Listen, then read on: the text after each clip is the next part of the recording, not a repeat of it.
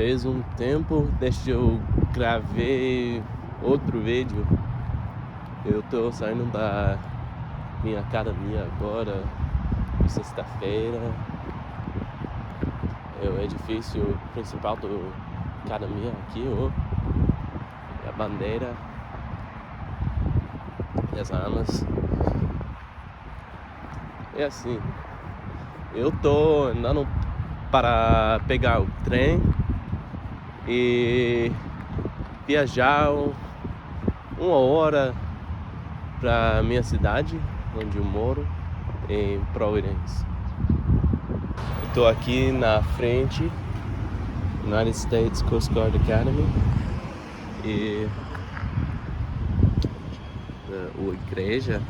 a igreja tá pra lá. O clima hoje tá muito bom. É uns 40, não, 14 graus, 15. Eu tô fora na rua agora e andando ponto de gás, com ponto de combustível.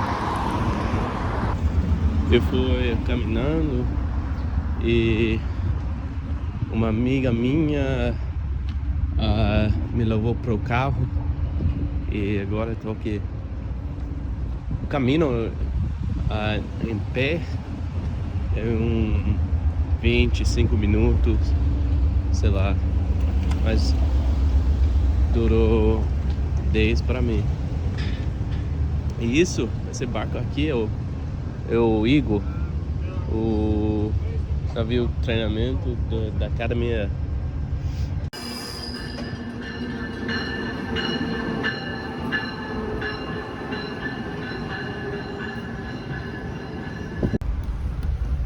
Tô aqui no trem, passando por Bahia e casa.